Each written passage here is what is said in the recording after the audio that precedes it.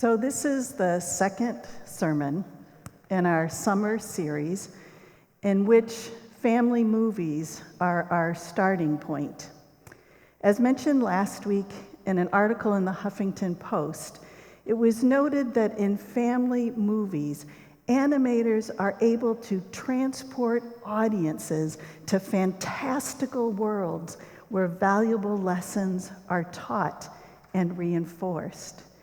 And so taking these movies as our starting point, we will take those lessons and then see in these sermons how we might connect them to the life of faith.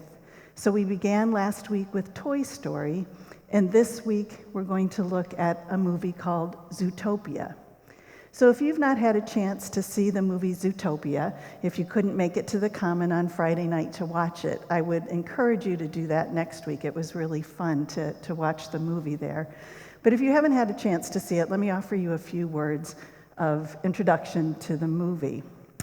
This plot of this movie actually takes a whole lot of twists and turns, but at its most basic, Zootopia is itself a big city where animals walk and talk and dress like people. Now, the city was established to be a utopian metropolis, a city of peace, where predator and prey could live in harmony. But as the movie progresses, the audience discovers that Zootopia isn't all it was supposed to be. It isn't really the peaceful paradise that it was designed to become, but rather, on a street you might see a lion, a predator, walk right past traditional prey like a zebra, but on that same street you might also see some prejudice and some crime and some distrust. And so throughout the movie, viewers are encouraged to consider a number of topics like goals and dreams, prejudice and fear, distrust and trust, right and wrong. Now, the central character of the movie is a rabbit named Judy Hopps. And Judy is someone who has great dreams for her future. So I want to show you a clip from the very beginning of the movie so you can kind of get a sense of what the movie is all about. Judy is in elementary school in this particular clip, and she's in a play with some of her friends. And in this play, they share some of their dreams for their own futures, as well as their belief in the city of peace in Zootopia. So let's watch this first clip.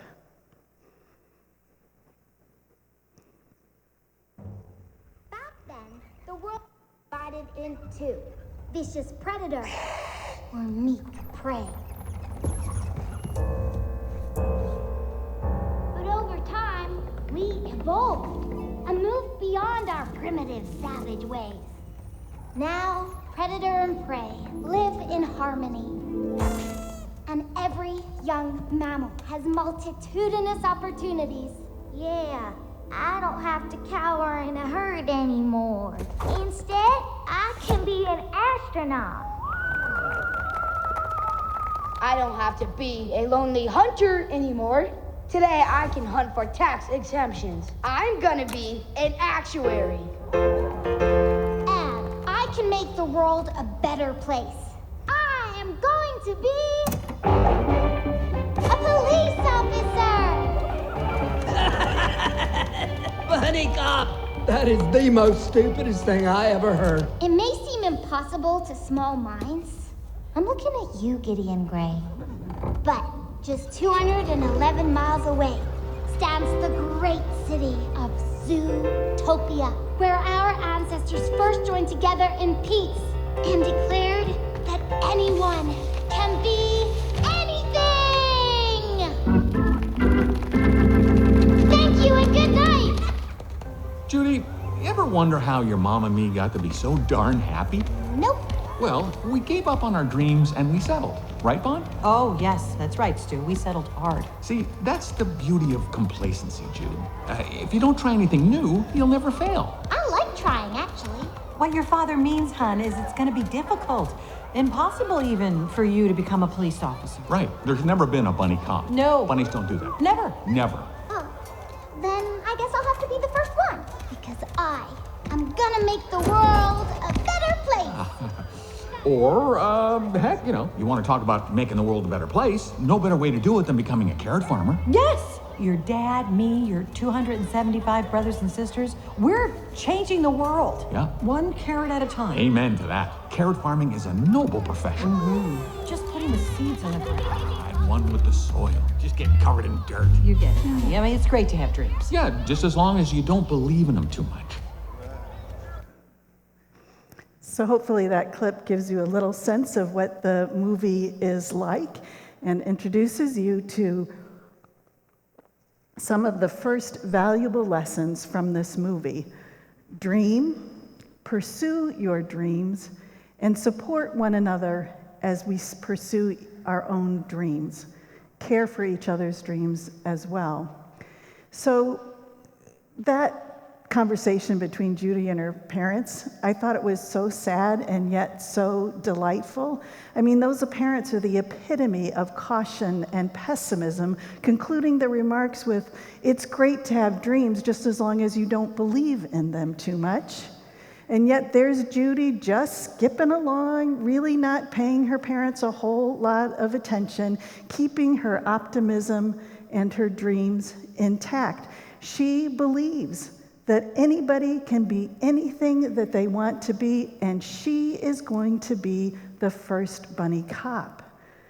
But I don't know about you, but when I first listened to that conversation, I thought it was funny, and then it dawned on me how often conversations like that actually take place.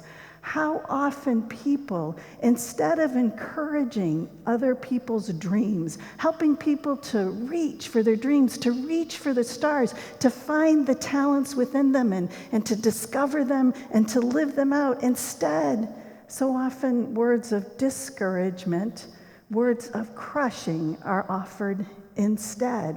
And yet Psalm 139 said, "I am fearfully and wonderfully made. Wonderful are your works." Every single person, every single animal is uniquely and wonderfully made with unique talents and gifts and skills.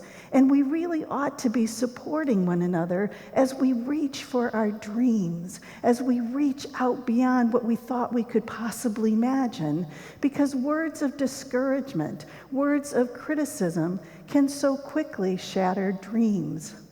I remember back when I was in elementary school, I had this teacher that told me I really ought not to take very many art classes because I had no natural talent. Now, those words kind of crushed me.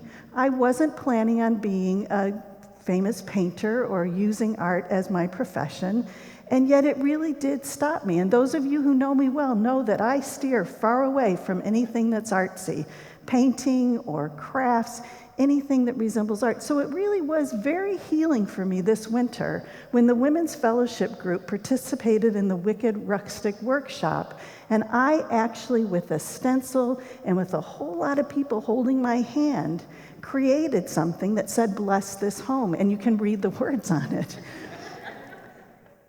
So it's so easy with words of criticism, with words that are disapproving, to crush people's dreams. And so it's important for us instead to lift each other up, to help people to reach their dreams, to understand that we all are wonderfully created by God with gifts and skills to live out and to support each other in those. That's one of the valuable lessons of this movie, is to dream dreams, pursue them, and to support each other in our dreams. So it turns out that as the movie progresses, we see that Judy Hopps realizes her dream, and she becomes the very first bunny cop. She actually graduates first in the police academy, despite her small size. And yet, on her very first day with the Zootopia Police Department, the chief assigns her to be a parking meter maid. She is so disappointed, and yet she takes every opportunity she can to prove to that chief of police that she can do police work, that she can capture criminals and she can solve crimes. She has moments of self-doubt. She has real moments of disappointment. And yet she continues to pursue that dream of doing real police work, and she ends up solving one of the most difficult crimes. So that is instructive for us, this movie, that it's important to continue to pursue your dreams despite setbacks. 2 Timothy, Paul says, fight the good fight, finish the race, but all the time keep the faith. So that's true when we're talking about our personal goals, our personal dreams, professionally, maybe something about our own health, maybe dreams we have for family and friends and their relationships, maybe dreams about where we live.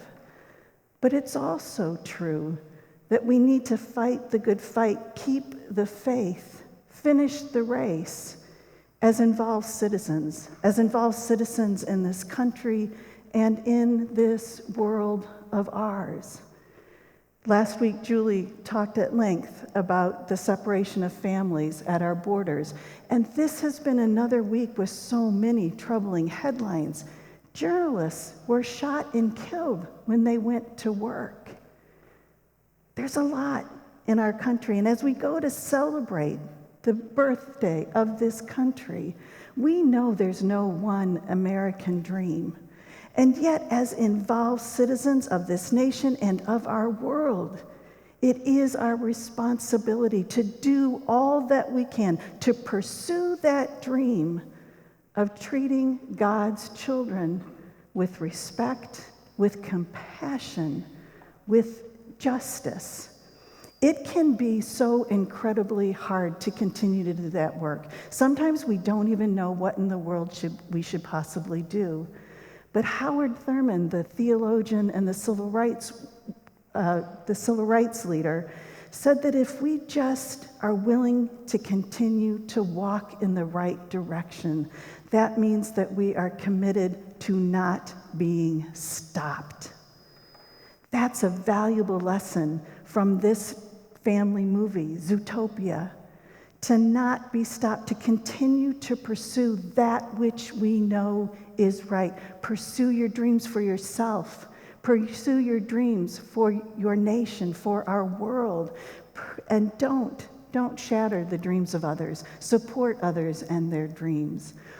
And there's another central valuable lesson, a theme of this particular movie, and that has to do with prejudice and racism. It's very much a part of this movie that there is still in Zootopia, this city that was designed to be peaceful and full of harmony, that there is prejudice that quickly leads to cruelty. And so we're going to see a second clip that illustrates that.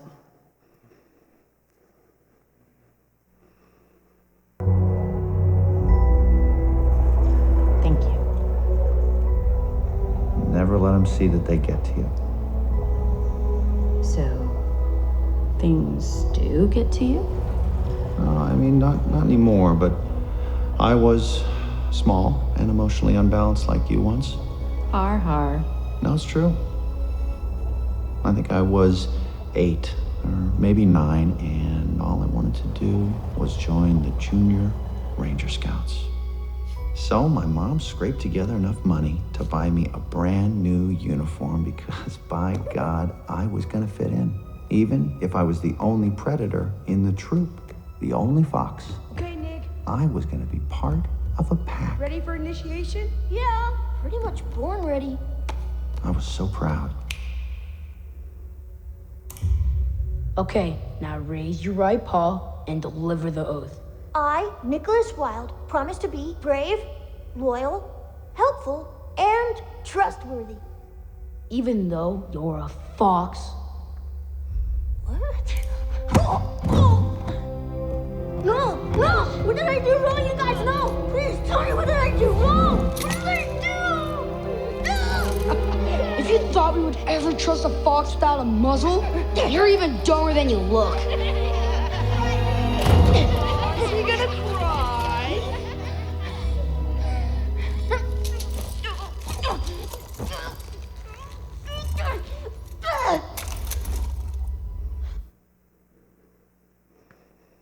So there's little 8-year-old Nick, prejudged as a predator, sly and conniving. Sort of a heartbreaking clip, isn't it? And I know I've shared with you this story before, but it was so reminded me of that time when Anna Mae was in first grade and she was riding a school bus, and a 5th grade boy sat next to her and smashed her face into the window and called her an ugly, flat face. Children can be so cruel to one another, and it is so heartbreaking. And yet we also know that children learn those lessons. They learn those lessons from the adults in their lives. And it's really heartbreaking and terrifying, isn't it, to think about the lessons that children are learning right now. The fear of the other. That flame of fear is not only being fanned, there's gas being poured on it, so that people are so afraid of someone who is different, someone who is the other, someone who's not just like me. So I know this may seem terribly naive, but maybe we need to go back to some simple and naive lessons, which is to remember that the world is full of wonder and color and traditions and wisdom and so many different cultures. And when we open ourselves up to those who are different from us, it doesn't take away from us, but rather it makes life richer and fuller. It expands our lives. Prejudice, the fear of the other, constricts life. Opening ourselves up to all of the people who are wonderfully and fearfully made by God enriches our lives. So I want to share with you a couple of examples from World Cup soccer. I'm guessing I've watched more soccer in the last 2 weeks than most of the rest of you. And if you're not sure what World Cup soccer is, it's when teams from all around the world come together in a tournament, and that's going on right now in Russia. And I really do like soccer, but also what I've so enjoyed about this tournament is to see how teams give expression to their unique cultures and traditions. So, for example, the team from Senegal. In the country of Senegal, dance is such an important part of their culture and tradition. Kids learn to dance before they learn to walk, it says. It's a way to give expression to that which is verbally inexpressible. So the Senegal team was just really joyful about being part of the World Cup. And so they would do their regular training routine, and then at the end of it, they would do this, which was a joyful dance.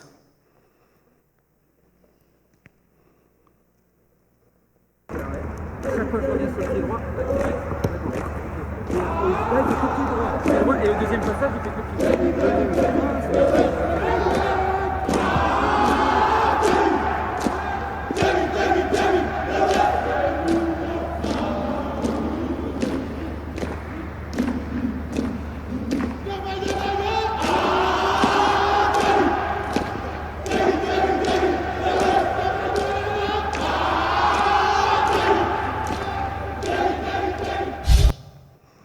So not every team would end their warm-ups quite like that. Then there's the Japanese fans. Now in Japan, tidiness and cleanliness is highly valued, probably because it's such a crowded country, and so being tidy, being clean is really important. And the Japanese fans, after every game, win or lose, they clean the stadium. Yeah, there's the people hired there to do it, but they stay and they clean the stadium. Apparently the Senegal fans started to do it as well, but that's part of how the Japanese express their culture all around the world. And then there's the team from Iceland. Iceland, sort of an eerie and intimidating and gorgeous land, has this kind of eerie and intimidating cheer that they use before and after their games.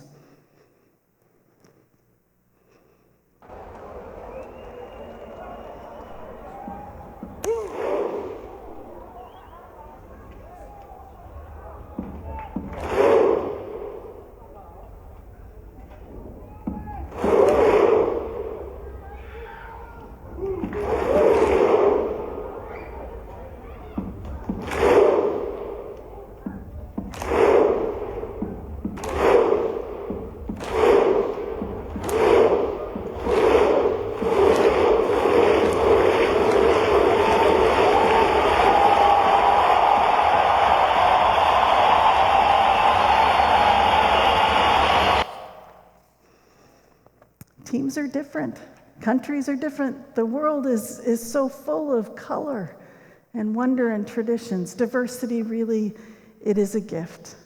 So at the end of the movie, Judy Hopps says, "When I was a kid, I thought Zootopia was this perfect place where everyone got along and anyone could do anything.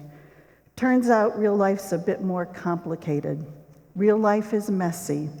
We all make mistakes, but we all have a lot in common. And the more we try to understand one another, the more exceptional each of us will be. But we have to try to make a difference. We are all fearfully and wonderfully made. Fight the good fight, finish the race, keep the faith. Pursue your dreams, help others as they pursue their dreams, and appreciate one another and all of our differences. Make the world a better place." That's Zootopia.